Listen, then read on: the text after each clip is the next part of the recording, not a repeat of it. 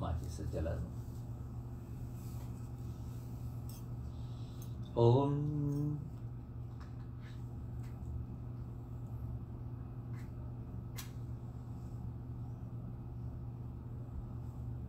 तस्मा शूद्रो अजायत तद्भयां शूद्रो अजायत।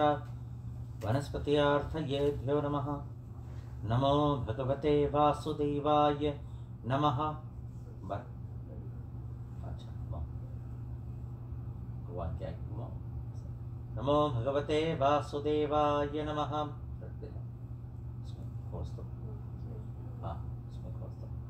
अच्छा माला, भगवान की माला अर्पण करना। ओम मालदिनी सुगंधानि मालदिनी वो प्रभु मया तानि पुष्पानि प्रतिगृहीताम्। ना फोटो खाती, वो फोटो खाती नहीं, पहले भगवान का माला अर्पण करो। पुष्पमालां समर्पयामि। नमो भगवते वासुदेवाय नमः।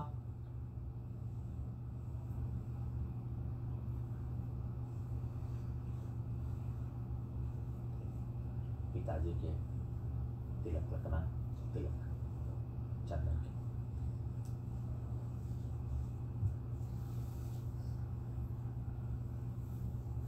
श्रीखंड चंदनम दिव्यम गंधाधुषु मनोहरम विलेपनाम मया दीयते तौ प्रतिष्ठताम्। पुष्पमालां समर्पयामि। मया दीयते तौ प्रतिष्ठताम्।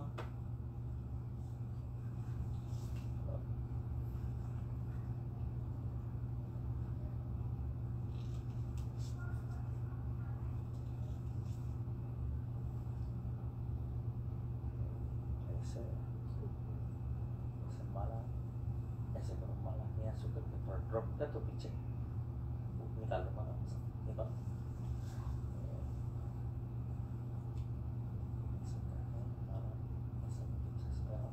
ड्रॉप कर दो।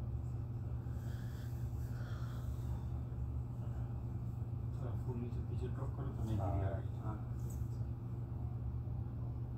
थोड़ा से और से माला कर दो। छोटा कर दो थोड़ा, मार दो गांठी। थोड़ा गांठी मार के छोटा कर दो माला।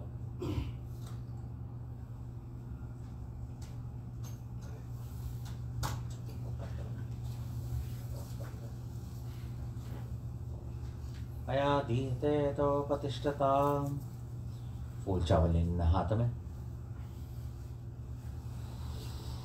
ओम अनाधिनिधनो देवा शंख चक्र गदाधर अक्षय पुंडरीकाक्षः प्रीतमोक्ष प्रदो भव। प्रीतमोक्ष प्रदो भव। प्रीतमोक्ष प्रदो भवाहम्।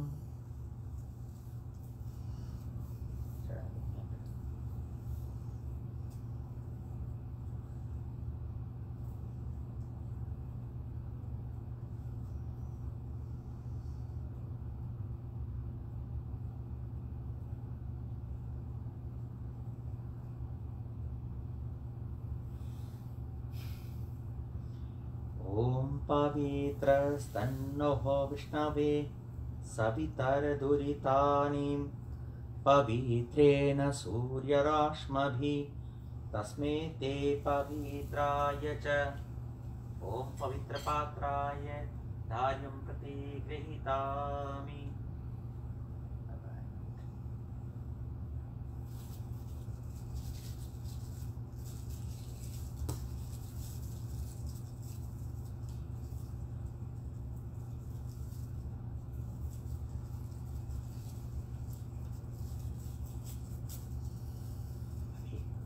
इसके नीचे पैर के नीचे रखो, इस पर बैठना।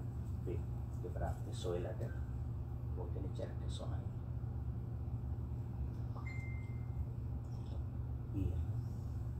तुलसी पत्ता अर्पण करो भगवान के। ओम तुलसी दलम च मंजूरी भाव प्रतक्षयम तुभ्यम हरिप्रियणम श्री तुलसी दलम च समर्पयामि। नमो भगवते वासुदेवाय नमः। ओम स्वस्ति न इंद्रो वृद्धश्रवाः स्वस्ति न पूर्वा विश्ववेदा स्वस्ति नस्तार्क्ष्यो अरिष्टनेमि स्वस्ति नो बृहस्पतिर्दधातु प्रधातु माता जी टीका लगाओ, भैया टीका लगाओ। स्वस्ति श्याम मंगलम भवन्तु नाम सर्वेषां तार्तये बन्धुरस्तु नाभ्यो नमः।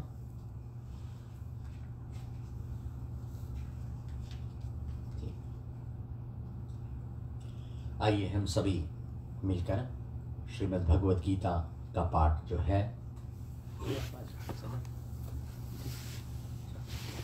भगवद गीता का पाठ आज से प्रारंभ होगा, जबकि आज दूसरा दिवस है। आज के दिवस में अस्थि संचय संस्कार हुआ, जहाँ जो शरीर 5 तत्वों का शरीर है उसे जलने के बाद में जल में पिरोया जाता है, तो वो हुआ। और आज से भगवद गीता प्रारंभ है। भगवद गीता जीव आत्मा के शांति के निमित्त किया जा रहा है। देखो, 2 बातें हैं। एक तो जीव आत्मा को शांति मिलेगा, साथ साथ इस दुख के समय में हम सबको ज्ञान प्राप्त होगा। ज्ञान प्राप्त होगा, हम सबको हिम्मत मिलेगा और शक्ति मिलेगी कि हम आगे की कार्रवाई किस प्रकार से कर सकें। तो आइए सभी लोग हाथ जोड़कर भगवान का ध्यान करें। वंशी विभूषितकरान् नवनीर्दभात् पीताम्बरदरुणविं वफलाधरोष्ठात् पूर्णेन्दुसुन्दरमुखा अरविन्द्रनेत्रात् कृष्णात् परं किमपितः त्वनहं न जानी। वसुदेवसुतं देवं कंसचार्णूरमर्दनं देवकी परमानन्दं कृष्णं वन्दे जगद्गुरुं। कृष्णं वन्दे जगद्गुरुं। कृष्णं वन्दे जगद्गुरुं। सभी मेरे साथ बोलें। ओम नमो भगवते वासुदेवाय नमः। ओम नमो भगवते वासुदेवाय नमः। ओम नमो भगवते वासुदेवाय नमः।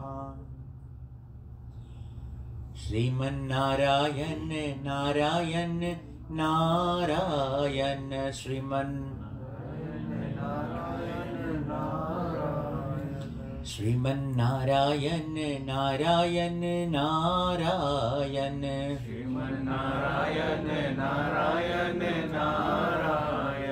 लक्ष्मी नारायण नारायण नारायण लक्ष्मी नारायण नारायण नारायण लक्ष्मी नारायण नारायण नारायण लक्ष्मी नारायण नारायण नारायण केशव नारायण नारायण नारायण केशव नारायण नारायण नारायण केशव नारायण नारायण नारायण केशव नारायण नारायण नारायण श्रीमन्नारायण नारायण नारायण श्रीमन्नारायण नारायण नारायण श्रीमन्नारायण नारायण नारायण श्रीमन्नारायण नारायण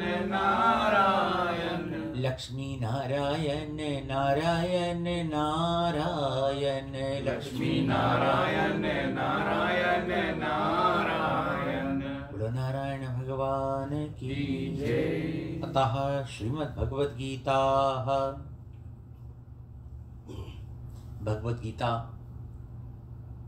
का मतलब है भगवान का गाया हुआ गीत, जो मोह विषाद और तुम्हारी जो प्रॉब्लम्स है। देखो, व्यक्ति को समस्या हमेशा दिमाग की होती है, शरीर, जब दिमाग की समस्या होती है तो दिमाग से शरीर में फैलता है। हमेशा समस्या दिमाग से शुरू होता है। जब दिमाग बिगड़ता है, बुद्धि बिगड़ती है, तो आदमी शरीर से भी कमजोर हो जाता है, जिसको हम क्या कहते हैं, अंग्रेजी में वर्ड कहते हैं टेंशन। देखो, जब टेंशन रहता है तो हम कंसंट्रेट नहीं कर पाते। इसीलिए भगवत गीता हमें सेल्फ रियलाइजेशन सिखाती है। भगवत गीता कोई लेक्चर नहीं है। भगवत गीता का मतलब है खुद के बारे में पूरी तरह से जान लेना, अपने बारे में जान लेना। हम कौन हैं, कैसे हैं, हमारा व्यवहार कैसा है, हमारा बोलचाल कैसा है, हमारे कर्म कैसे हैं, दुख हमें क्यों प्राप्त होता है, सुख हमें क्यों मिलता है, घबराहट क्यों होती है, अच्छाई क्यों होता है। इन सब के विषय में भगवान श्री कृष्ण ने अर्जुन को 2 से लेकर 18 अध्याय तक ये सब बातों को, ज्ञानप्रद बातों को समझाया है। तो भगवत गीता का मतलब है, गी का मतलब है बुद्धि, माइंड, इंटेलेक्चुअल, और त का मतलब है उससे ऊपर उठ जाना। देखो, हम मनुष्य जितने हैं सबके पास लिमिटेशन है। हम ऊपर ताकते हैं तो उतने दूर ताक सकते हैं जितने दूर ये आंखें ताकती है, मगर उससे ऊपर भी वस्तु है। नीचे हम देखते हैं तो जमीन नजर आती है, मगर पृथ्वी के अंदर, कई अंदर भी बहुत कुछ है। तो आंख का लिमिट है, ऐसे ही हमारा ब्रेन का लिमिट है। हम उतना ही सोच सकते हैं। हम क्या सोचते हैं कि सुबह होगी, स्नान करेंगे, खाएंगे पिएंगे, काम करेंगे, वापस घर पर आएंगे, भोजन पकाएंगे, खिलाएंगे, बातचीत करेंगे, 2-4 परिवार से टेलीफोन पर बात कर लेंगे, उसके बाद फिर सो जाएंगे। देखो, इतना ही सोचते हैं हम, इतनी ही हमारी सोच रहती है। मगर जीवन इससे भी बढ़कर है और आगे है जीवन। तो भगवत गीता ये समझाती है। भगवत गीता प्रारंभ हुई महाभारत में। महाभारत की लड़ाई आप जानते हैं ना। महाभारत में 18 दिन की लड़ाई हुई थी। 18 दिन की लड़ाई में से प्रथम दिन भगवत गीता का जन्म हुआ। और भगवत गीता में महाभारत 2 परिवार के बीच में लड़ाई है। एक तरफ 100 पुत्र हैं कौरव, एक तरफ 5 पुत्र है पांडव। यदि अच्छी तरीके से देखो तो ये जो 100 पुत्र हैं कौरव, ये क्या है? अधर्म। ये क्या है? पाप। ये क्या है? एट्रोसिटी। ये क्या है? अधर्म। मतलब ये समस्या है।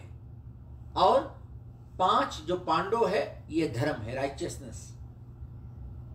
इसीलिए आज समाज में आप पाओगे कि 100 पीपल ऐसे हैं जो नेगेटिव थिंकिंग वाले पीपल हैं, और 5 ही लोग ऐसे मिलेंगे जो पॉजिटिव थिंकिंग लोग हैं।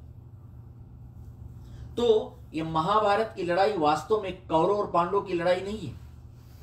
ये लड़ाई है हमारे अंदर की, हमारे अच्छाइयों की, हमारे बुराइयों की। देखो, शरीर में अच्छाई बहुत कम है और बुराई ज्यादा। देखना, अपने शरीर में हम देखें, हमारे विचारों में बुराई बहुत ज्यादा है, अच्छाई बहुत कम। इसीलिए ये युद्ध है अच्छाई और बुराई के बीच में। और इस लड़ाई को 18 दिन तक लड़ा गया। 18 दिन 18 रात ये लड़ाई लड़ा गया, और करीब करीब 4 मिलियन लोग मारे गए इसमें। इतने भारी, इतना लोगों का खून बहा है महाभारत में। तो वही महाभारत में भगवत गीता का जन्म हुआ। अब सोचो, ये कितना आश्चर्य, मतलब कितनी सरप्राइजिंग बात है कि लड़ाई के बीच में कोई ज्ञान की बातें करे। आप किसी से लड़ रहे हो, गुस्से में अब हाथापाई की बात होती है तो उनसे आप क्या कहोगे? बोले अच्छा भैया 2 मिनट वेट करना, हम थोड़ा भगवत गीता लाकर पढ़ दें या हनुमान चालीसा पढ़ दें, उसके बाद में फिर लड़ाई करेंगे। तो वो कोई रुकेगा क्या? जो मारने वाला होगा वो तो तुम्हें अच्छी तरह से पिटाई करके चला जाएगा, वो कहाँ वेट करेगा कि हनुमान चालीसा लाएगा या रामचरितमानस लाएगा। मगर भगवत गीता इस बात को समझाती है कि लड़ते वक्त भी, लड़ाई करते वक्त भी दिमाग को होश में रखो, लड़ते वक्त भी फोकस्ड रहो, लड़ते वक्त भी जानो कि लड़ाई किस लिए कर रहे हैं, ये लड़ाई ठीक है, सही है या नहीं है। देखो हम जैसे ही गुस्सा में होते हैं ना, जैसे गुस्से में होते, देखना मुंह से क्या कुछ निकलता है, जो मुंह में आया वही। और लड़ने के बाद में फिर हम जाकर रिग्रेट करते हैं, बोले अरे गुस्सा में हमने ज्यादा गाली दे दिया। देखो गुस्से में हम क्या कहते हैं, आपस घर में हम लड़ते हैं ना, तो क्या कहते हैं? बोले जाओ, बोले ऐसी औलाद से अच्छा है तो औलाद मर ही जाता। ये होता है कि नहीं? बोले कहां से ऐसी पत्नी मिल गई, बोले कौन सा पाप किया था मैंने, ये कहा जाता है कि नहीं? और हम क्या कहते हैं? बोले औलाद मर जाते। और सचमुच यदि औलाद मर गया तो सबसे ज्यादा दुखी होकर चीख कर रोगे तुम, दुनिया थोड़ा रोगी। अब क्या हुआ? खुद की कहे हुए बातें ही खुद के सामने आ गए। इसलिए पहले सोचकर समझकर तब शब्दों का उच्चारण करो, क्योंकि ये आपकी कही हुई बातें आपको महंगी पड़ सकती है। इसलिए भगवत गीता कहता है तस्मात् सर्वेषु कालेषु, no matter what you do, whatever activity you are engaged in, you should always be focused. Even though if you are driving, you should be focused. If you are cooking, you should be focused. जो भी काम करो ध्यान देकर काम करो। ध्यान जैसे हटाओगे तहां एक्सीडेंट होगा। देखो कभी कभी हम ध्यान नहीं देते ना, भोजन पक रहा है, टेलीफोन आ गया और हम टेलीफोन अटेंड करने गए, लौट कर आकर देखा पूरी भोजन का स्वाहा हो गया। हम क्या कहते हैं? बोले हमने दाल चढ़ाई थी, दाल स्वाहा हो गई। क्या? बोले हम कहीं फोन पर बात कर रहे थे। आइनिंग करने के टाइम में सेल फोन बगल में रखा है और आइन भी, यदि ध्यान नहीं हुआ सेल फोन बजा और बातें इधर ध्यान देते हुए कहीं गर्मा गर्म आइन को उठाकर हेलो कर लिया तो फिर जीवन भर पछताना पड़ेगा। इसलिए भगवान कहते हैं होशपूर्वक ध्यान। तुम्हारा ध्यान कहां है? और वहीं इस लड़ाई के कौतुक को जानने के लिए हस्तिनापुर एक राज है, किंगडम हस्तिनापुर, भारत में, इंडिया में। वहां का राजा है धृतराष्ट्र, अंधा। सोचो एक अंधा राजा पूरे राज्य को संभालना। देखो रामचरितमानस में अयोध्या का राज 14 वर्ष तक चप्पलों ने किया था। भरत ने चप्पल रखकर राज किया था, राजपाट किया था। और यहां राजा अंधा है धृतराष्ट्र। तो धृतराष्ट्र प्रश्न पूछता है कि धृतराष्ट्र उवाचः धर्मक्षेत्रे कुरुक्षेत्र समवेतायुयुत्सवा मामका पांडवश्चैव किम कुर्वत संजय। तो संजय जो एक मंत्री हैं धृतराष्ट्र के यहां, संजय से राजा धृतराष्ट्र पूछ रहा है, बोले संजय मेरे माने कौरव, मेरे और पांडव के पुत्र में क्या क्या हुआ और लड़ाई में कौन जीता? क्योंकि राजा धृतराष्ट्र आंखों से अंधे नहीं है, राजा धृतराष्ट्र अकल के अंधे हैं। देखो 2 तरह के अंधे लोग होते हैं, एक आंखों से ना नेत्रहीन होते हैं, मगर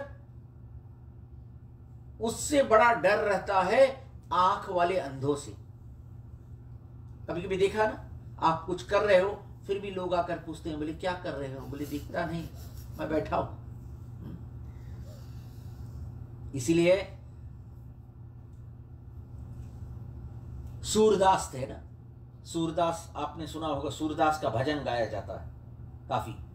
सूरदास थे, अंधे थे।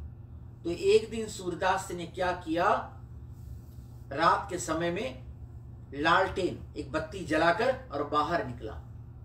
तो लोगों ने देखा कि सूरदास बत्ती लेकर चल रहा है। बोले ये तो हद हो गई, जाकर पूछना चाहिए। पूछा, बोले आप अंधे हो? सूरदास ने कहा, बोले हाँ मैं जन्म से अंधा हूं। तो बताओ, बोले ये तो हद हो गई। बोले जलाकर, दीपक जलाकर, बोले बत्ती जलाकर रात में कहां घूम रहे हो, तुम्हें तो दिखता नहीं। तो पता है सूरदास ने क्या कहा? बोले मैं अंधा हूं, मुझे पता है, मगर लालटेन इसलिए लेकर चल रहा हूं कि आंख वाले अंधे आकर मुझे धक्का नहीं मार दे। मतलब लोगों के पास आंख होते हुए सत्य और असत्य को लोग पहचान नहीं सकते। देखो कभी कभी हमारे जीवन में होता है ना, गलत हम देख रहे हैं, गलत हो रहा है, लेकिन हम क्या कहते हैं? It's not my problem, just ignore it. अब इसका क्या मतलब है? आंखों से तुमने गलत देखा मगर तुमने कुछ कहा नहीं। धर्म यह कहता है कि कभी गलत देखो तो उसके बारे में कह दो। बोले ये आहिस्ते से जाकर, मगर लोग क्या कहते हैं, कभी कभी लोगों की बातें सुनना, लोग कहते हैं बोले मैं तो जो भी कहता हूं धड़ाक से कहता हूं, किसी को अच्छा लगे ना अच्छा लगे। ये गलत है, इट्स अ रॉन्ग फिलॉसफी। आहिस्ते से जाकर कहो, बोले ये गलत हो रहा है, इसको ठीक कर लो, बस। तो दो बातें होगी, आगे उस व्यक्ति का मर्जी, वो ठीक करे या ना करे। क्यों? तुमने गलत देखा, तुमने जाकर कह दी। गलत, सत्य असत्य हमेशा, झूठ हमेशा झूठ ही रहेगा, सत्य नहीं। तो पूछा, बोले मेरे और पांडव के पुत्र में क्या किया हुआ? तब संजय कहने लगे, बोले राजन, तो बोले ऐसा करो संजय, मुझे युद्ध के भूमि में लेकर जाओ जहां लड़ाई हो रही। तो संजय ने कहा, बोले तुम्हारे पास आंख तो है नहीं, देखो कि क्या?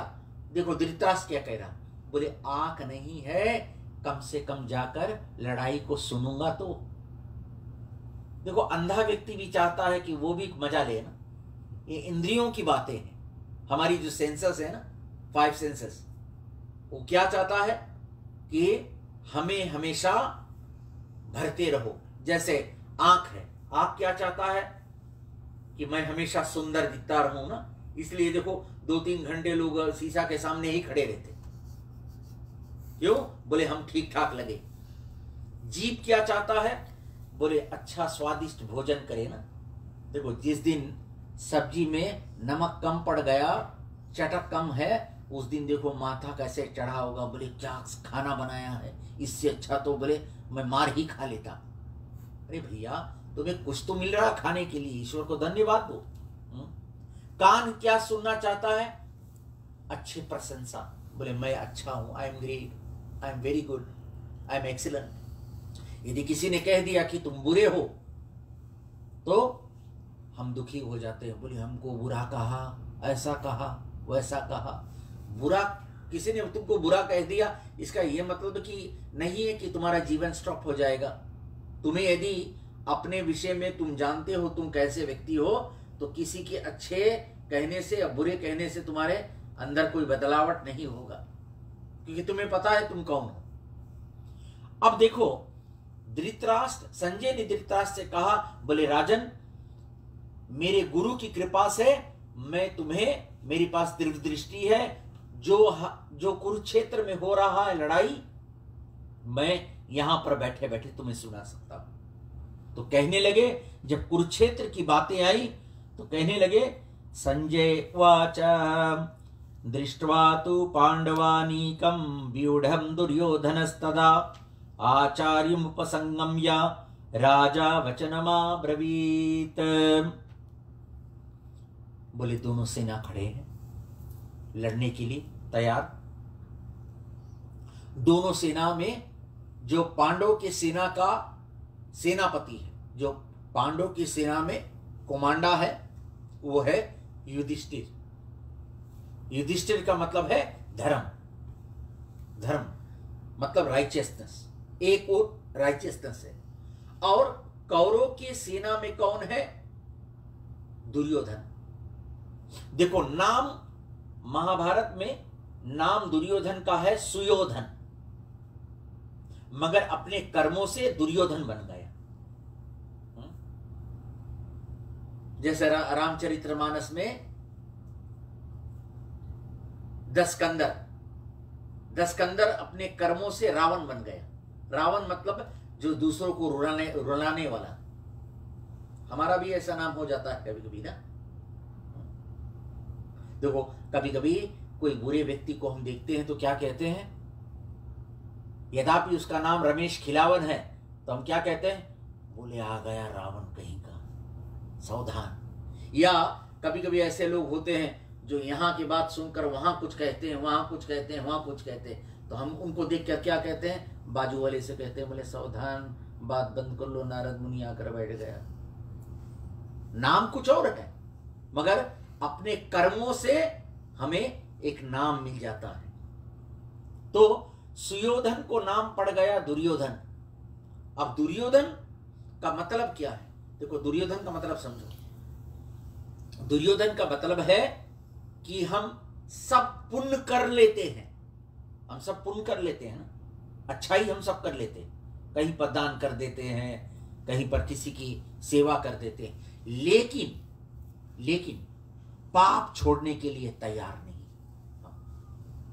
ये तो वो बात ही हुई जैसे एक हंडी में बड़ा सा बर्फ डालो, आइस, हंडी में आइस डालो और नीचे आग जलती रहे, आग बढ़ती रहे, तो बताओ वो आइस टिकेगा क्या? जिसको हम क्या कहते हैं, हिपोक्रेट। देखो कभी कभी आप पाओगे जो धर्म का उपदेश देते हैं वो जो प्रीच करते हैं उसको प्रैक्टिस नहीं करते, इसीलिए धर्म लोगों को ठीक नहीं लगता ना। इसलिए धर्म का जो उपदेश करता है, ज्ञान का उपदेश करता है, उसे सबसे पहले अपने ऊपर लागू करना चाहिए, तब जाकर दूसरे को उपदेश कर पाओगे। यदि खुद नहीं सुधरे और यहां भगवत गीता का पाठ लेकर भगवत गीता का उपदेश कर रहे हो, यदि खुद की आदतें ठीक नहीं है तो बताओ वो भगवत गीता का कोई मतलब है? जैसे रामचरितमानस में, रामायण हम सभी सुनते हैं ना, रामायण का उपदेश क्या है? रामायण का उपदेश है मर्यादा।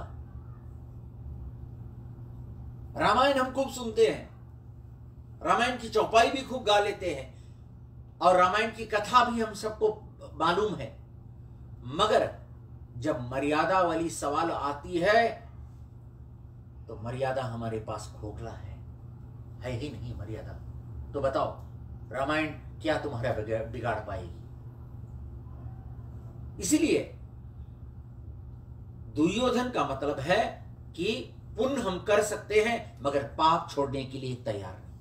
तो दुर्योधन क्या कहता है, सामने सेना देखकर अपने गुरु द्रोणाचार्य से और भीष्म पितामह से क्या कहता है और अपने सेना से क्या कहता है, बोले देखो पांडव की कितनी अच्छी सेना है, युधिष्ठिर है, भीम है, अर्जुन है, नकुल है, सहदेव है, ये सब आए हुए अच्छे अच्छे योद्धा, लेकिन हमारी सेना भी कोई कम नहीं है। हमारी सेना में भीष्म पितामह है, भीष्म पितामह को वरदान है, जब तक मृत्यु उसको, वो मृत्यु को पुकारेगा नहीं, मृत्यु आ नहीं सकती, वरदान है उसको। और गुरु द्रोणाचार्य है जिन्होंने पांडवों की सेना को भी शस्त्र लड़ना सिखाया, कौरवों की लड़ना सिखाया। यहां पर सोचने वाली बात यह है, दुर्योधन ये कह रहा है कि ये सेना इतनी अच्छी है और हमारी सेना अच्छी, क्यों? क्योंकि दुर्योधन ये जता रहा है कि वो पूरी तैयारी के साथ युद्ध में आया है। देखो जो कॉन्फिडेंस व्यक्ति होगा ना, वो हमेशा अपने शत्रु को बलवान समझेगा, शत्रु को कमजोर नहीं समझेगा। जो ये कहेगा बोले हम तो शत्रु को मार गिराएंगे, ऐसे करेंगे वैसे करेंगे, समझना ये अंदर से बहुत डरा हुआ व्यक्ति है। जो डरा हुआ व्यक्ति नहीं है वो सामने वाले व्यक्ति को शक्तिशाली समझेगा। ये नीति है। इसी गीता ये कहती है कि सामने वाले दूसरे व्यक्ति को अपने से कमजोर मत समझो, कभी किसी को कमजोर मत समझो। यदि तुम्हारे पास बुद्धि ज्यादा है उसके पास शक्ति ज्यादा होगी। यदि तुम्हारे पास कुछ और करने के कला है तो उस व्यक्ति के पास और कुछ कला होगा। देखो हर व्यक्ति, हर मनुष्य, आप सभी लोग, सबके पास भगवान ने कोई ना कोई गुण दिया है।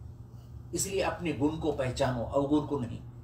हम क्या करते हैं, लोगों के अवगुण को देखना शुरू कर देते हैं, बोले ये खराबी है, ये खराबी है, ये खराबी है, लेकिन गुण नहीं देखते। यदि गुण हम देखें तो लोग बुरे नजर नहीं आएंगे, सभी लोग एक ही समान है। तो कहा, और सबसे क्या कहा, बोले सभी शंख ध्वनि करो, अस्माकं तो विशिष्टाये तानि बोधा द्विजोत्तमा, न्याय कामम सैन्यस्य संज्ञार्थम तान ब्रवीयते। तो देखो अब कौरवों ने क्या किया, देखो युद्ध में नियम था, महाभारत के युद्ध में नियम था कि सवेरे सूर्य उदय हो पहले पूजा, उसके बाद में शंख बजाकर फिर युद्ध प्रारंभ, और जब सायकाल हो जाए, सूर्य अस्त हो, सूर्य डूबे, तो उस वक्त युद्ध समाप्त हो जाए। रात्रि में कोई युद्ध नहीं कर सकता। महाभारत का युद्ध का नियम था। देखो महाभारत लड़ते समय, देखना महाभारत लड़ते समय नियम था। देखो युद्ध में धर्म था ना, युद्ध में धर्म था, लेकिन कलयुग में धर्म में युद्ध है। सभी लोग धर्म के पीछे लड़ रहे हैं कि नहीं? बोले फला ने ऐसा नहीं किया, ढका ने ऐसा नहीं किया, बोले हमारा भगवान सबसे बड़ा। लोग कहते हैं हरे राम हरे कृष्णा, बोले कृष्ण भगवान सबसे बड़े हैं, राम छोटे हैं। ये दकियालू सी बातें हैं। देखो जब जब भगवान ने अवतार लिया, जितना कार्य भगवान को, जितना लीला संपन्न करना था, उतने ही शक्ति का प्रयोग किया ना। अच्छा अब बताओ, एक गिलास पानी उठाने के लिए पूरा शरीर का शक्ति तुम यूज करोगे? एक गिलास कहार कर और पूरी शक्ति के साथ में उठाओगे, या आहिस्ते से उठाकर पी लोगे? आहिस्ते से, क्योंकि उतनी ही शक्ति की आवश्यकता है। इसीलिए शंख बजाया और भारी नगाड़ा ढोल इत्यादि बजाया। अब कौरवों ने कहा कि हम युद्ध करने के लिए तैयार हैं। तब इतने में एक घटना घटती है कि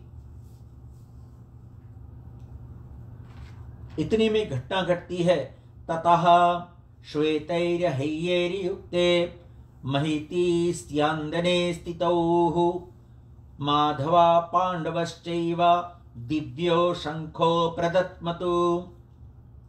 इतने में सबने क्या देखा कि 5 घोड़े हैं, 5 अश्व हैं, और सभी का रंग क्या है? सफेद। अच्छा, सफेद रंग, व्हाइट कलर हम क्यों पहनते हैं? व्हाइट कलर का मतलब है शुद्धता, प्योरिटी, इसलिए व्हाइट पहना जाता है। हिंदू वैदिक सनातन धर्म में सफेद वस्त्र का इसलिए प्रयोग किया जाता है कि वो शुद्धता का प्रतीक है, इसलिए हम सफेद पहनते हैं। इसलिए देखा होगा क्रिया करने के समय राजीव ने सफेद कपड़े धारण किया था, शुद्ध, काला नहीं, काला कपड़ा नहीं, काला कपड़ा गलत है। देखो संस्कृति है, इसका मतलब है। तो सफेद घोड़े अश्व हैं। अच्छा, अश्व को, घोड़ों को कहां हमने तुलना किया है अपने शरीर में? घोड़ों को हमने तुलना किया है, यह मन घोड़े की तरह है। अभी तन से आप यहां पर बैठे हो, भगवत गीता सुन रहे हो, लेकिन मन कहां जा रहा है? कल की प्लानिंग में, कल सुबह काम पर क्या खाना लेकर जाना है, कितने बजे जागना है, कपड़ा इस्त्री करना है, नहाना है, चलना है। अभी हम बैठे बैठे कितना प्लानिंग बना रहे हैं ना, ठीक? क्योंकि ये मन है, भागता है हर दिशा में। तो 5 अश्व हैं और 5 घोड़े का मतलब क्या है? 5 इंद्रियां, हमारे 5 इंद्रियां। देखो 10 इंद्रियां हैं, 5 कर्म इंद्रियां, 5 ज्ञान इंद्रियां। आंख जो है वो है ज्ञान इंद्री, और आंख की देखने की जो शक्ति है, आईज जो है, ये कर्म इंद्रिया, एक्शन इंद्रिया है। और ज्ञान इंद्रिया क्या है? Sense of site. कर्म इंद्रिया है जिह्वा, और ज्ञान इंद्रिया है चखना। जीभ का काम है स्वाद लेना। देखो आंख पर आप दाल रख के आंख से पूछो इसका क्या स्वाद है, क्या आंख बता पाएगा कि दाल का टेस्ट क्या है? जिह्वा से कहो कि अंधेरे में बोले रास्ते दिखाओ, जिह्वा क्या अंधेरे में रास्ता दिखा पाएगा? तो देखो हमारे शरीर में जितने अंग हैं, ये सबका अपना अपना एक काम है। हाथों का काम है चीजों को उठाना, पैर का काम है चलना, मुंह का काम है अंदर निवाला लेना, नासिका का छिद्र का काम है श्वास को बाहर लेना, अंदर लेना। तो ऐसे 5 घोड़े हैं, और घोड़ों का लगाम है मन। इंद्रियों का लगाम है मन। देखो मन ही तो उपद्रव खड़ा करता है ना। देखना, कोई कभी कहता है बोले आज गर्मी का दिन है, मेरा मन कहता है कि मैं आइसक्रीम खाऊं। कभी सुना है किसी को कहते हुए बोली मेरी बुद्धि कहती है मैं आइसक्रीम खा लूं?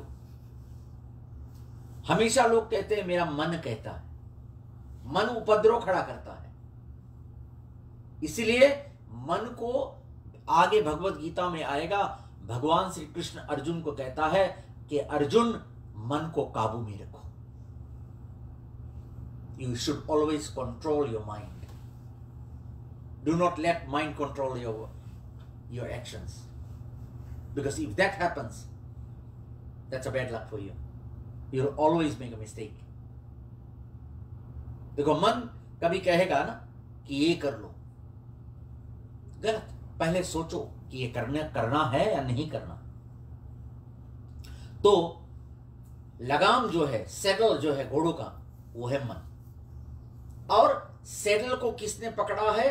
भगवान श्री कृष्ण, ईश्वर ने पकड़ा है मन को, भगवान ने। और रथ के पीछे जो पैसेंजर सीट है उसमें कौन बैठा है? अर्जुन, जीवात्मा। आगे जो बैठा है वह है परमात्मा, पीछे सीट में जो बैठा है वह है जीवात्मा। जीवात्मा ने क्या किया? अपने इंद्रियों को भगवान को सौंप दिया।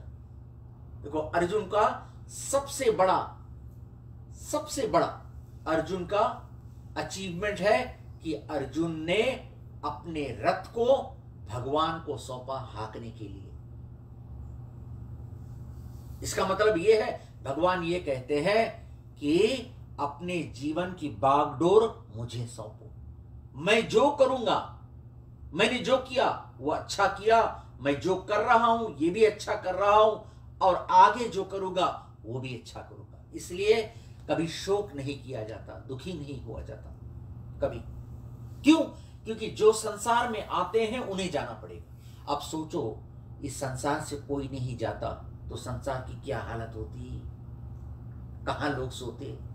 आपके पिता के पिता के पिता के पिता के पिता के पिता भी जीवित होते तो लोग रूफ पर सोते। अब सोचो, वह हेडेक नहीं होती। खाने के लिए कितना सामान लगता, खाने के लिए पूरी धरती खोदकर उसमें खाना पकाना पड़ता खाने के लिए। तो ये कारण है, इस शरीर ये आना जाना एक कारण है।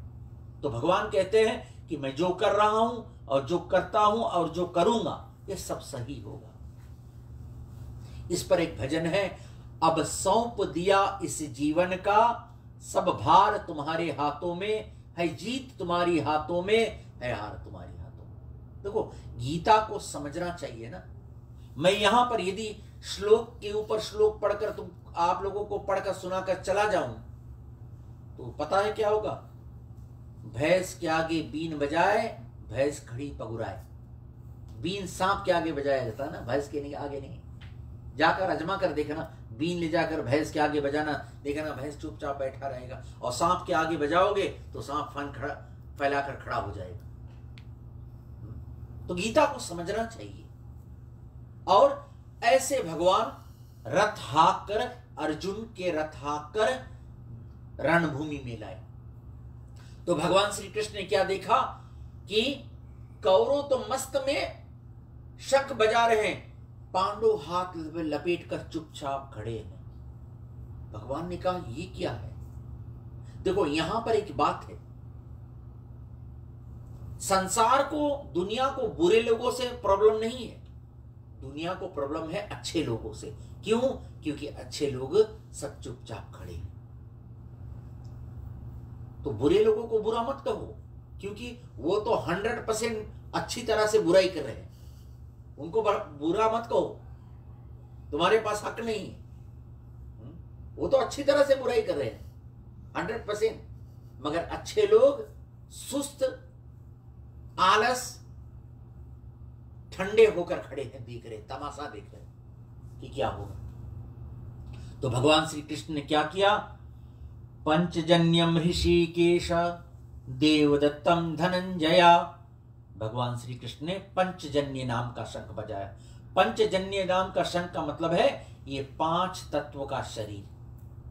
और इस शरीर देखना, कभी एकांत में, अकेले में, घर में कोई नहीं हो, चुपचाप बैठकर, चुपचाप एकदम चुप, शांति से बैठना, आप अपने हार्ट बीट को सुनोगे। आप अपने हार्ट बीट को सुनोगे, और हार्ट बीट से जो ध्वनि निकलेगा उस ध्वनि को सुनना, उसमें ओम ओम इस प्रकार की ध्वनि आएगा, प्रतिध्वनि। तो वो प्रतिध्वनि है भगवान, भगवान का ब्रह्मनाद ओम। इसीलिए वैदिक सनातन धर्म का सबसे मूल मंत्र है ओम। आप कोई भी मंत्र ना जानो, सिर्फ ओम का जाप करते रहो, उससे भी आपकी शुद्धि हो सकती है, उससे भी अच्छा लगेगा आपको। तो ओम ऐसा प्रतिध्वनि करके बजाया, और तब उसके बाद में सभी पांडवों ने भारी भारी शंख बजाया। तो क्या हुआ? शंख के ध्वनि से कौरवों का जो मस्तक है वो डामाडोल हो गया, इतना भारी शोर हुआ। क्यों? क्योंकि अब सच्चाई बोला, सत्य ने अपनी घोषणा की। इसलिए झूठ, शुरू में झूठ अच्छा लगता है, मगर झूठ के पांव नहीं होते, झूठ टिकता नहीं। सत्य कोई बात नहीं, सत्य शुरू में लग रहा है कि हारेगा, मगर सत्य में वे जयते, सत्य ही जीतेगा। इसीलिए देखो, कौरव 100 हैं और पांडव 5, मगर जब महाभारत 18 दिन बाद समाप्त हुई तो जीत पांडवों की हुई, 5 पांडव बच गए और कौरव सबके सब मारे गए। मतलब यह है कि झूठ जो है वो अंत में उसका विनाश हो जाता है। और बजाया, तो जब शंख बजे उसके बाद में अर्जुन ने भगवान के आगे एक विनती रखी। और अर्जुन क्या कहता है? अर्जुन उवाचः सेनयोर्भयोर मध्ये स्थापितम मे च्युता। बोले हे भगवान, मेरे इस रथ को दोनों सेनाओं के बीच पे ले जाकर खड़ा कर दो, ताकि मैं देखूं कि कौन कौन मेरे से लड़ने के लिए आए हैं। तो भगवान श्री कृष्ण ने अर्जुन को देखा, बोले अर्जुन, इससे पहले तुम कभी लड़े नहीं? देखो, ये एक बार नहीं है अर्जुन लड़ा, अर्जुन कई बार लड़ चुका है, और कई बार अन्य लोगों को भाजी तरकारी की तरह अर्जुन ने काट डाला। मगर आज अर्जुन ये कह रहा है कि मैं देखना चाहता हूं किससे मैं लड़ने के लिए आया हूं, कौन मुझसे लड़ेगा। भगवान श्री कृष्ण जान गए, बोले अर्जुन जैसे कौरवों को देखेगा मामला वहीं से बिगड़ जाएगा। और रथ से उतरा, रथ से उतरकर अर्जुन ने भगवान को प्रणाम किया और घूमकर कौरवों की ओर देखा। तब अर्जुन को दुख लगने लगा। अर्जुन ने सोचा, बोले ये मैं क्या करने जा रहा हूं, ये तो मेरे सब अपने हैं, ये सब अपने हैं। ये कोई मेरा काका है, कोई मेरा दादा है, कोई मेरा भाई है, कोई ससुर है, कोई साला है, कोई संबंधी है, ये तो सब मेरे अपने हैं। अर्जुन कहां से देख रहा है? अर्जुन चमड़े के हिसाब से देख रहा है। और हकीकत क्या है? इस दुनिया में कोई किसी का नहीं। अजमा कर देख लो। देखो बच्चा जब पैदा होता है ना, वो अकेले आता है, किसी और को साथ नहीं लेके आता। और जब हम इस संसार से जाते हैं अकेले ही जाना पड़ता है, कोई साथ नहीं जाएगा। कभी आजमा कर देखना। बोले 3 दिन बाद मैं मरने जा रहा हूं, बोले मेरी कंपनी करोगे? देखना जो साथ में बैठे हैं ऐसे खिसकेंगे डर के मारे, बोले ये तो मरेगा, साथ में हमको भी मारेगा। इसीलिए देखना शमशान में एक मंत्र कहा जाता है, आप लोगों ने कई बार सुना होगा ना। क्या मंत्र है? राम नाम। अरे घबराओ नहीं, अभी सत्य नहीं हो गए। किसी को सुना है शमशान भूमि में कहते हुए BMW सत्य है, डबल स्टोरी घर सत्य है, बैंक बैलेंस सत्य है, राम नाम सत्य है? क्योंकि यही सार है, भगवान ही सत्य है और कुछ भी नहीं। देखो आपके घर पर कोई आए सैटरडे को, अच्छी तरह से अपने डिनर कराया, तगड़ा सुविधा किया ना। अब जाने वाले टाइम पर आप कहो बोले भैया राम राम, और वो भी कहे बोले भैया आपका भी राम नाम सत्य हो, तो देखो कैसे चिढ़ के मारे खून खोलेगा। बोले इतना खिलाया पिलाया, जाते वक्त मेरे लिए मुर्दाबाद का नारा लगा कर गया। मगर वो सत्य कह रहा है, राम नाम ही सत्य है, ईश्वर का नाम ही सत्य है और कुछ नहीं। तो अर्जुन कह रहा है बोले ये संबंधी है, ये है, ये वो है। तब अर्जुन को विषाद जागा, दुख हुआ अर्जुन को। अब अर्जुन घबराने लगा। बोले अब मैं क्या करूं? युद्ध के लिए तो तैयारी हो चुकी, अब 1 ही मिनट में युद्ध होगा। देखो भगवत गीता का उपदेश भगवान श्री कृष्ण ने अर्जुन को सिर्फ 18 मिनट में सुनाया। 18 मिनट में सुनाने के बाद में अर्जुन ने धनुष बाण उठाया और वार शुरू कर दिया। क्योंकि अर्जुन के पास 1 घंटे का टाइम नहीं था कि आराम से बैठकर और अच्छी तरह से गीता सुनकर और भगवान से कहे बोले भगवान थोड़ा चाय और स्नैक्स हो जाए उसके बाद में, या थोड़ा बीड़ी फूंक लूं उसके बाद में हम युद्ध करेंगे। नहीं नहीं, अर्जुन के पास उतना टाइम नहीं था। 18 मिनट, सिर्फ 18 मिनट था और 18 मिनट में ही लड़ना था अर्जुन को। तो भगवान से कहता है कि भले मैं एवं मुक्तो ऋषिकेशो गुणकेशा भारता सेनयोर्भयोर्मध्ये स्थापितम रथोत्तमम। और अर्जुन क्या कहता है? द्विष्ट्वयं स्वजनम कृष्ण युयुत्सम समा उपस्थितम सीदानी मम गत्राणि मुखम चा पर्युषुष्यति वेपेथुष्टया शरीरे में रोम हर्षश्च न जायते।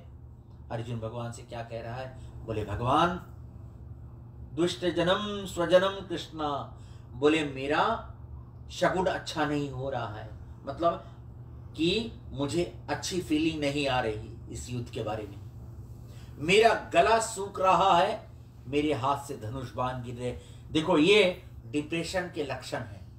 आदमी को जब डिप्रेशन होता है ना, देखा ना, आदमी को भूख नहीं लगती, रात रात नींद उड़ जाती है, तब समझना ये डिप्रेशन में है। देखो भगवत गीता ने डिप्रेशन का सिम्टम्स जो है भगवत गीता का पहला अध्याय ने दिया। साइंस ने तो बाद में इसका निरीक्षण किया, गीता ने तो पहले प्रमाण किया कि ऐसा ऐसा घटेगा। देखो स्ट्रेस में आदमी होता है ना, तो भोजन करना शुरू करता है, भोजन करते ही रहता है, क्योंकि स्ट्रेस है। इसलिए अर्जुन के हाथ से धनुष बाण गिर रहा है, अर्जुन लड़खड़ा रहा है। देखो वरिया है अर्जुन, लड़ना है, ड्यूटी निभाना है, मगर अब ड्यूटी को फॉरफिट करना चाहता है अर्जुन। और अर्जुन कहता है कि ना मैं लड़ सकता हूं भगवान। और परमात्मा बोले हे कृष्ण सोचो, बोले मैं इन सबको मार दूंगा तो घर पे जाकर भोजन कैसे खाऊंगा? मुझे ऐसा लगेगा कि जो भोजन खा रहा हूं वो मेरे परिवार का खून उसमें मिला हुआ है ना। एक दूसरी बात, बोले मैं इन सबको मार दूंगा तो कुल में कोई पुत्र नहीं रहेगा जो पिंडदान करेगा, जो जल अर्पण करेगा। भगवान ने सर पीट लिया, बोले बाप रे बाप अर्जुन, अब तुमको ज्ञान याद आ रही है?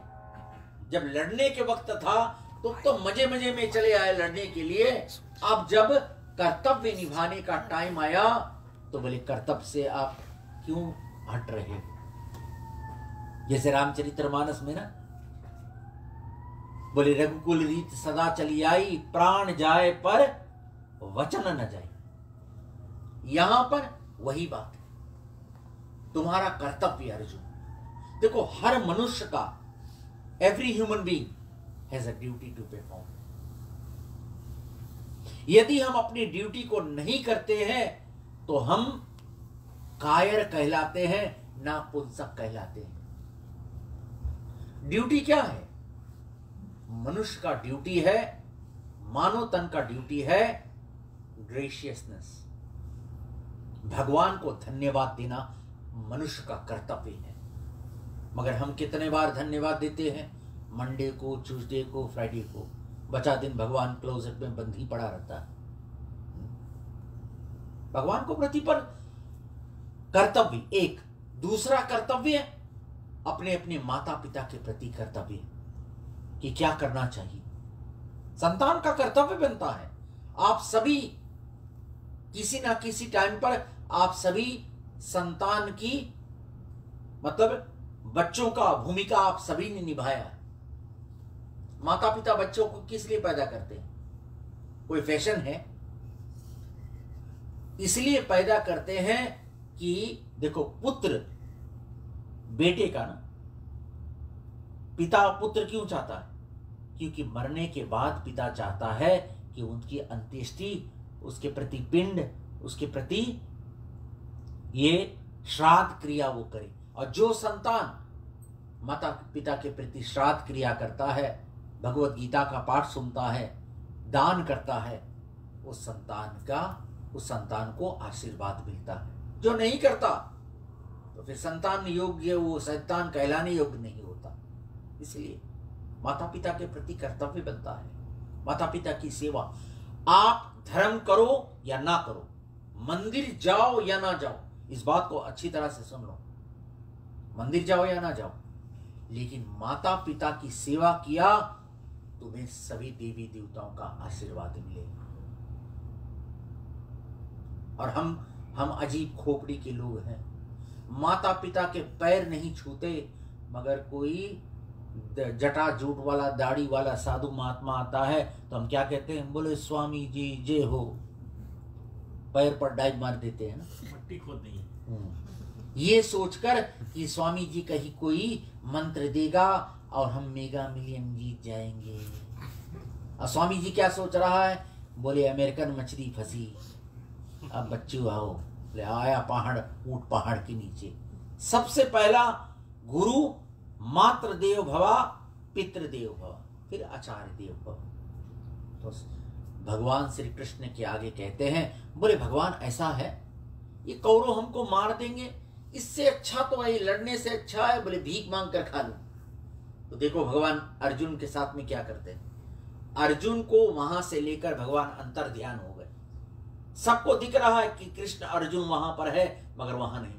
तो वेशभूषा बदली किया, एक भिक्षक का वेशभूषा धारण किया भगवान ने और अर्जुन ने। तो पहले घर पर गए, बोले भिक्षाम देई। तो उसने आकर, माता जी ने आकर बड़े आदर से भिक्षा दिया। अर्जुन को बड़ा अच्छा लगा, बोले देखा भगवान कितना इजी भीख मांगना।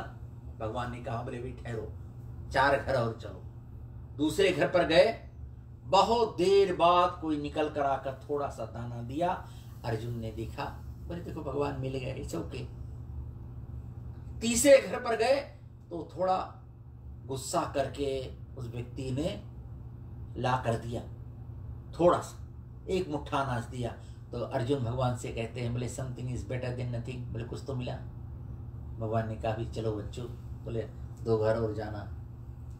चौथे घर पर गए तो बड़ा तिरस्कार से जिस पात्र में, जिस बर्तन में कुत्ते को खाना दिया जाता है ना, उस बर्तन में डाल दिया, बोले वहां से लेकर जाओ।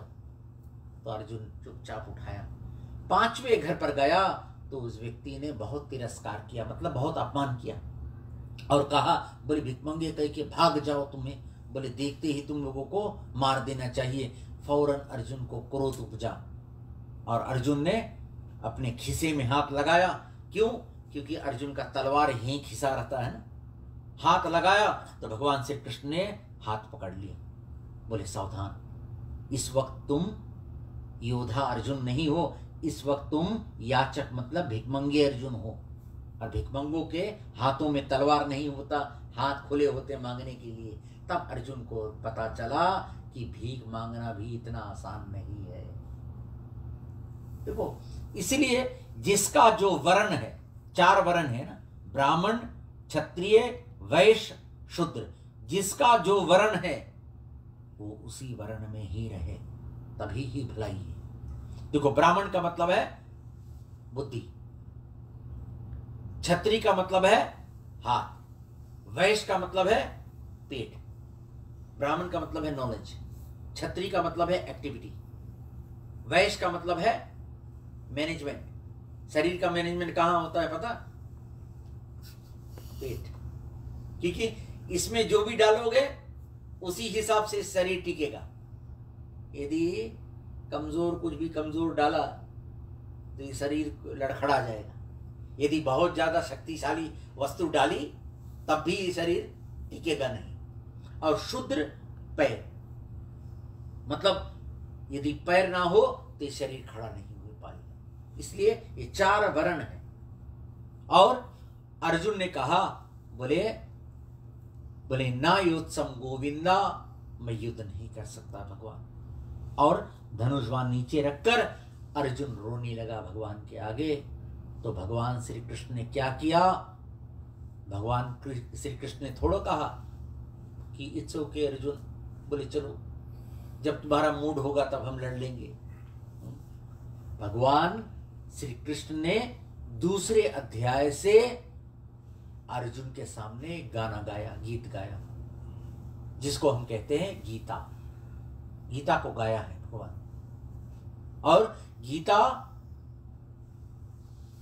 700 श्लोक हैं गीता में। ग्रंथ के विषय में, जो जिस ग्रंथ के विषय में सुनते हो, ग्रंथ के विषय में जानो। 700 श्लोक हैं और 3 भाग में गीता बटा है। पहला से 5 भाग है कर्म योग। कर्म योग का मतलब है द नॉलेज ऑफ एक्शन, कर्म योग। और 6 से 11 है ज्ञान योग, ज्ञान के विषय में। और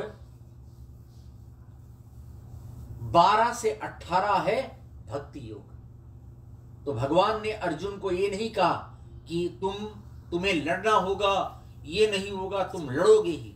भगवान ने अर्जुन को क्या कहा? 3 मार्ग दिया, 3 ऑप्शन, या तो कर्म योग, या तो ज्ञान योग, या तो भक्ति योग। बोले तुम्हारे लिए ये पर्याप्त है। और इस प्रकार अर्जुन ने प्रथम अध्याय में अर्जुन को विषाद हुआ, दुख हुआ। तो गीता शुरू होती है विषाद योग से।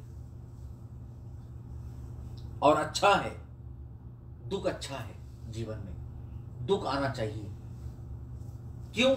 जब दुख आता है तब हम जाकर परमात्मा की बनाई हुई दुनिया, परमात्मा की बनाई हुई सृष्टि के बारे में ज्ञान तब उपजता है। देखो, अभी मैं आपको हर समय सुखी दूं तो पता है आपको क्या होगा?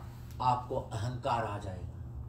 ये देखो, मैं तो सुखी हूं, और हम भगवान को भूल जाएंगे, भगवान को याद नहीं करेंगे। इसीलिए दुख में सुमिरन सब करे, सुख में करे ना कोई। बोले जो सुख में सुमिरन करे, दुख का है का कोई। दुख में हम सभी सुमिरन करते हैं भगवान को ना। देखो, दुख में पूजा नहीं होती, दुख में कभी कोई पूजा नहीं कर पाएगा। क्यों? जब हम दुखी होते हैं तो भगवान से क्या कहते हैं? बोले पहले जैसा जीवन कर दो, फला ढका चढ़ाऊंगा। और जब सुख होता है तो बोले कहां भागे जागे रहे हैं भगवान? बोले इस साल नहीं, दूसरे साल तो पूजा सुन लेंगे। कहां भगवान भागे जा रहे हैं? इसलिए चाहे दुख हो चाहे सुख हो, प्रतिपल राधा रमन राधा रमन राधा रमन, हरे कृष्णा हरे राम इसका ध्यान हमेशा करना चाहिए। और अब चले भगवद गीता प्रथम अध्याय के समाप्ति पर। इस विषाद योग अध्याय को परिपूर्ण करें, जिसमें भगवान श्री कृष्ण के आगे अर्जुन ने अपना विषाद, अपना दुख जो है प्राकट्य किया। ओम तत्सत्ति श्रीमद्भगवद्गीतासु उपनिषत्सु ब्रह्मा विद्याम योग शास्त्र श्री कृष्ण अर्जुन संवादे प्रथमो अध्याय विषाद योगो नामो अध्याय संपूर्ण। सभी साथ में बोले हरिओम तत्सत, हरिओम तत्सत, हरिओम तत्सत। आइए हम सभी मिलकर भगवान से प्रार्थना करें। ये भगवान प्रथम अध्याय का जो ज्ञान उपदेश गीता शास्त्र की जो ऐसे दिव्य ज्ञान हमने श्रवण किया है, ये परमात्मा इस ज्ञान से हम भी अपने अपने विषादों से मुक्त हों और ज्ञान को उपजे। ओम नमो भगवते वासुदेवाय नमः। ओम नमो भगवते वासुदेवाय नमः। ओम नमो भगवते वासुदेवाय नमः। ओम अनादिनिधनो देवा शंखचक्र गदाधर अक्षय पुंडरीकाक्ष प्रीतमोक्ष प्रदो भव। प्रथम अध्याय फलम पाठ अर्पणम्।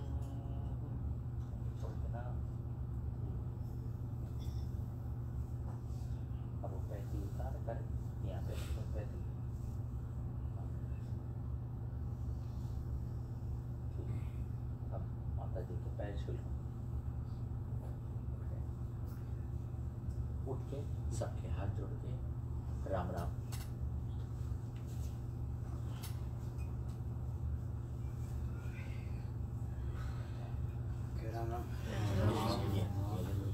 ओम अकाल मृत्यु हरणं सर्व व्याधि विनाशनम् श्री हरि पदोदकं तिरपन पुनर्जन्म न विद्यते। P low.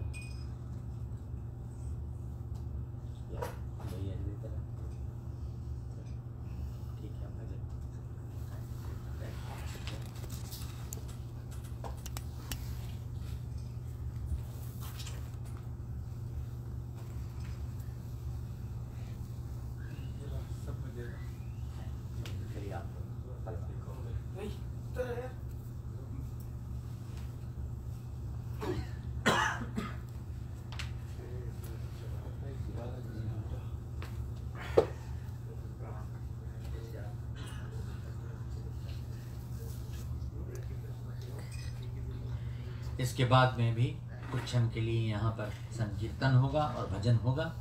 तो सभी से अनुरोध है कि इतने देर के लिए आप भी शांत चित्त होकर बैठें जब तक संकीर्तन हो। तो हरि नाम संकीर्तन में आप भी भाग लें ताकि